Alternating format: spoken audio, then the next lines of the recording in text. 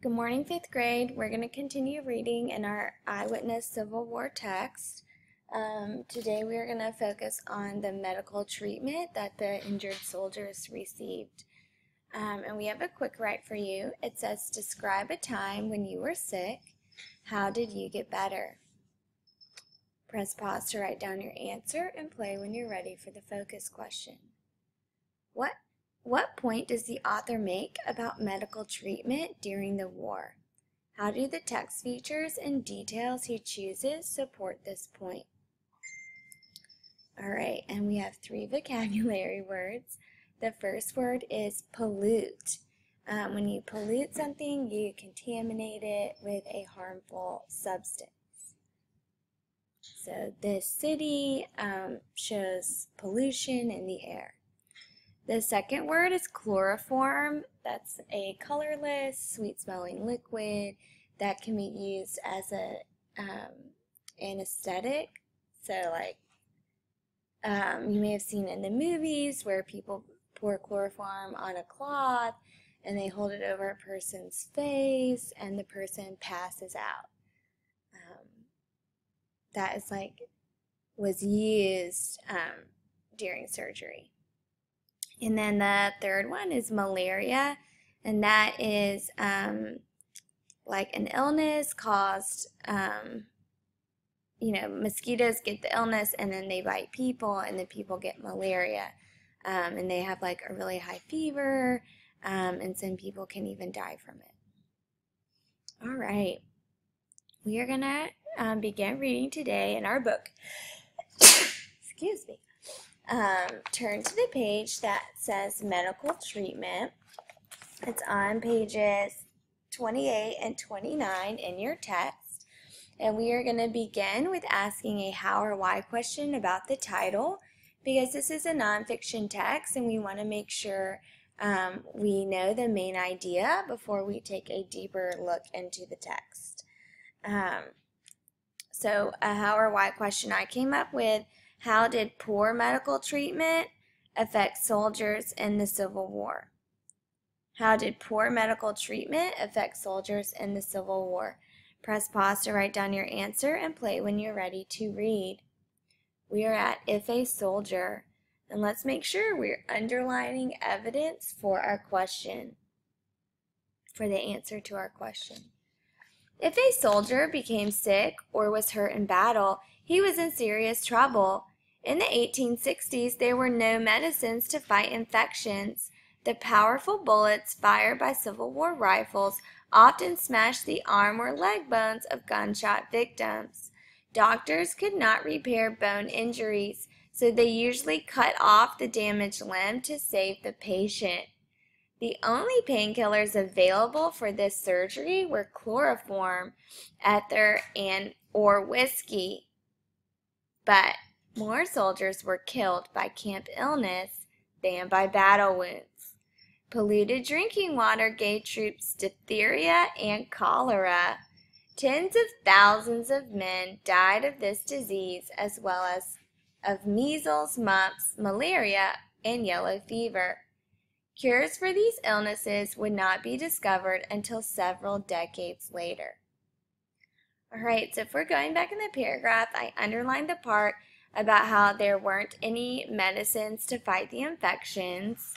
That would definitely have an effect on soldiers.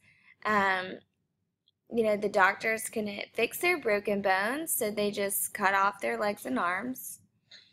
And they didn't have medicine for any type of sicknesses that the soldiers got. And so we know that the soldiers were likely to die if they got sick. All right, so let's go to our main idea. We're thinking about what is the effect of medical treatment on soldiers. And we would say that poor medical treatment led to death or amputation for many injured or sick soldiers. Silently write this down in box 1. Poor medical treatment led to death or amputation for many injured or sick soldiers. Press pause to write down your answer and play when you're ready for 2A. And we're going to go to the top of page 29 for 2A, where it says a wartime surgeon's instruments. And you can see we have a bone saw, a crimper, some bullet forceps, and like several different sizes of amputation knives. All right, let's read our caption. A bullet forceps used to extract bullets, a crimper for snipping off bits of shattered bone, and a bone saw were tools surgeons used most after battles. Many soldiers had to have shattered limbs amputated during the war. So let's go to 2A. Describe the instruments that wartime surgeons used. All right, and so we can just actually list these instruments in 2A. We could say wartime surgeons used bone saws, bullet forceps, a crimper, and amputation knives. These are not as sophisticated as the tools used today. Press pause to write down your answer and play to go to 2B. Why did many soldiers have to have limbs amputated during the war? And so if we go back into this caption, it says that they had shattered limbs.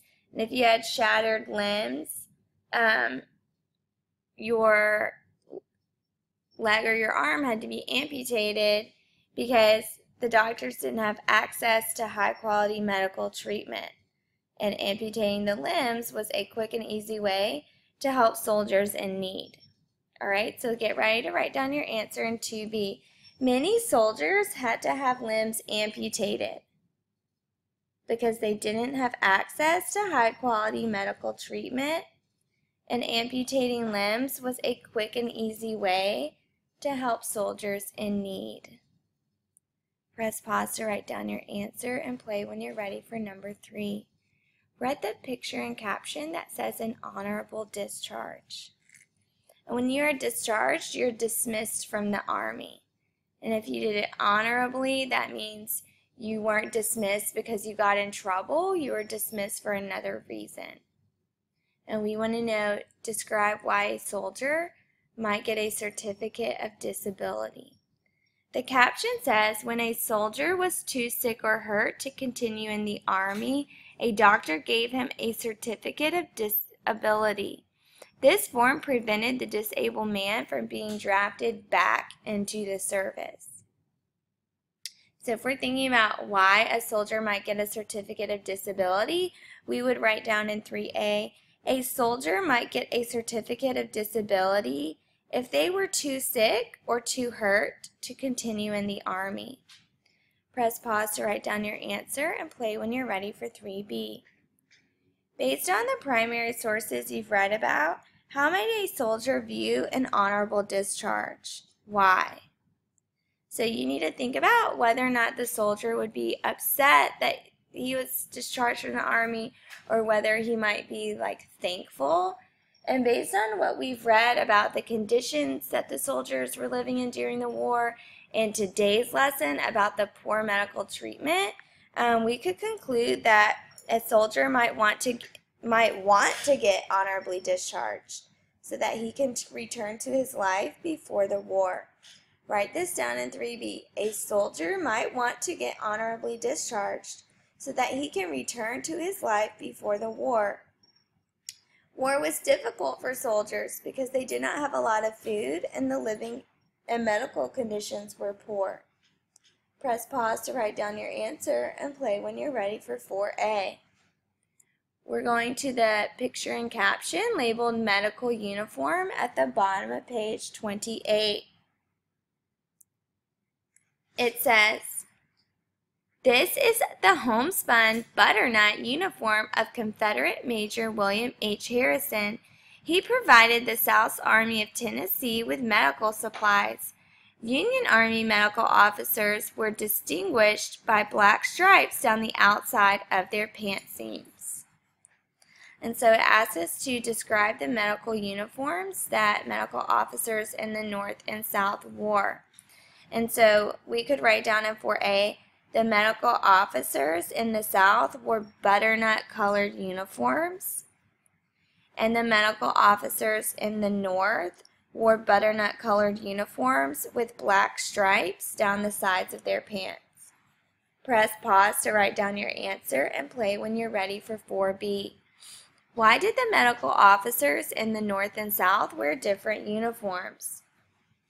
And we could make an inference and realize that they wore different uniforms in case they were in battle and each side could tell them apart.